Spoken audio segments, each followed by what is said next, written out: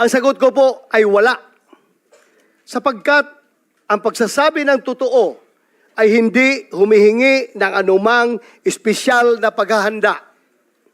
Ang katotohanan, bali-baligtarin man, simula sa dulo o sa gitna, ay masasabi ng malaya sa kalooban.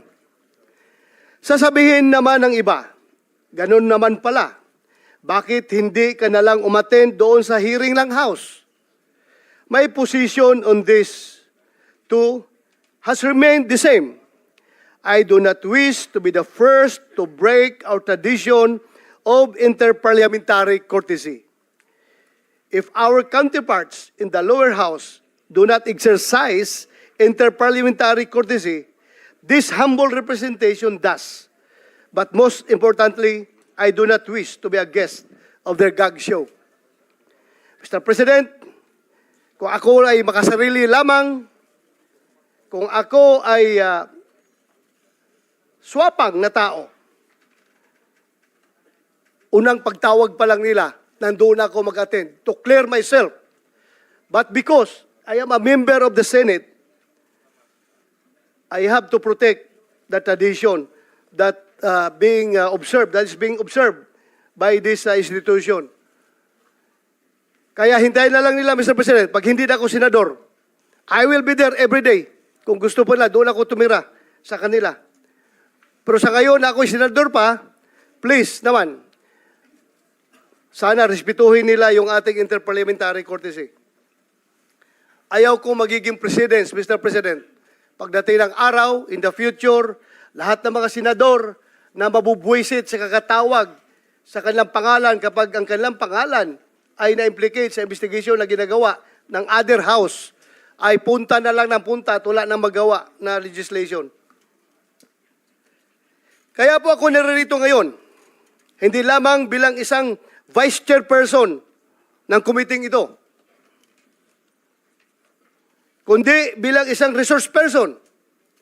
As a former PNP chief during the Duterte administration, I have been tagged multiple times as the face of the war on drugs. The same war on drugs openly supported by both the Senate and the House of Representatives, and of course supported by our people. Perhaps I am one of the best persons to contribute to today's discussion. I am here, Mr. Chair, to tell the truth, and as I do so, witness the web of lies come undone, one thread at a time. Today, I say duty calls. My duty to the truth and nothing but the truth. So help me God. Daghang salamat, Mr. Chair. Thank you, Senator De La Rosa. The chairman apologizes for forgetting our tradition here in the Senate that the Senate officers, when they are present, they are given priority in line, Mr. President, ladies and gentlemen. So, let me now recognize our Senate President Pro Tempore, Senator Estrada, if he cares to deliver his opening statement. Thank you, Mr. Chair. Good morning, Mr. Chair, my esteemed colleagues, and to all our resource persons, particularly former President Rodrigo Roa Duterte.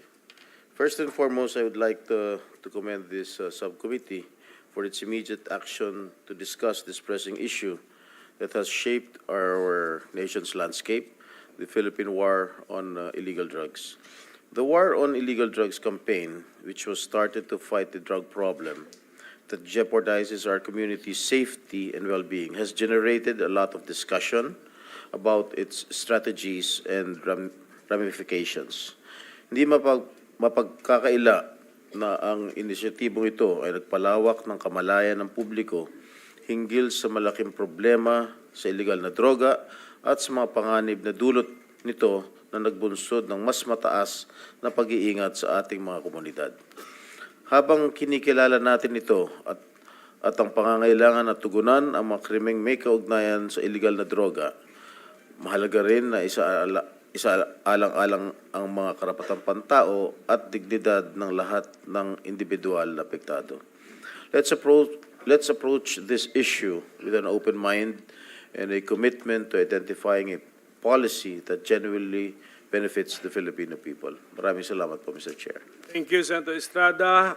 Next would be our Majority Leader, Senator Tol Tolentino.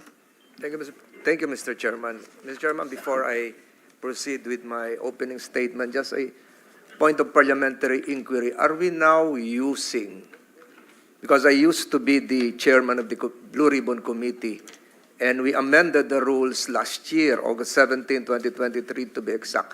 Are we now adopting the amended rules of the Blue Ribbon, Mr. Chairman? To answer the question of the Majority Leader, we are, of course, operating under the new rules of the Blue Ribbon, Mr. President.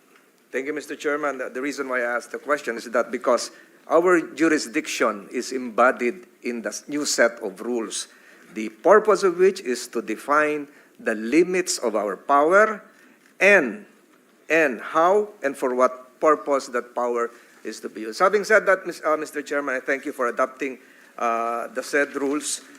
Gusto ko lamang pong idiin sa mga nakikinig po ngayon, lalong-lalo na po sa mga abogadong naririto, that you should have in your possession, or you must have probably read the rules that I've just mentioned.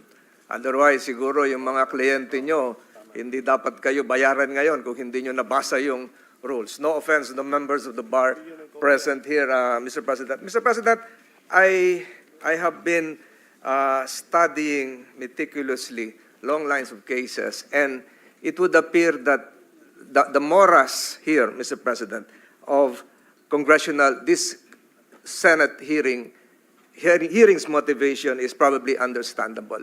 There is indeed, to the minds of those knowledgeable in law, a seeming conflict between a presumption of regularity as to what this committee will be doing and the presumption of innocence insofar as the rights of those perhaps not yet indicted resource persons present here today. Mr. Chairman, balancing the general public interests as against individual rights is probably the duty of this committee, and that is your job today, Mr. Chairman.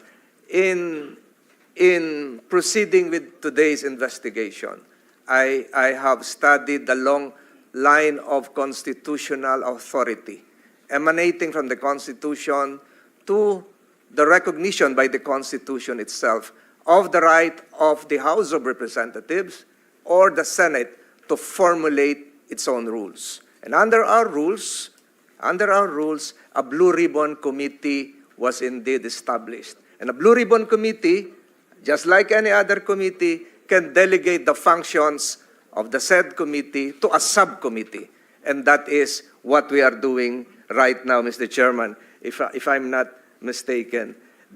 Again, the presumption of regularity is there. The constitutional chain of authority having been established is there. But what is now needed, Mr. Chairman, is for the committee to really, as what the Senate President pro tempore mentioned a while ago, exercise and allow that the word respect should permeate the proceedings today, Mr. President. Dapat po magkaroon ng paggalang sa isa't isa habang tinatalakay natin ang nilalaman, ang konteksto ng ating hearing ngayon. Meron lamang po akong gustong idagdag, Mr. Chairman, na most probably hindi pa nagagamit. And I'm now addressing my colleagues here, the members of the bar, lawyers here in attendance. When a resource person is asked and he refuses legally not to answer a question, he can invoke the right against self-incrimination. That is provided for under the Constitution. That is legal.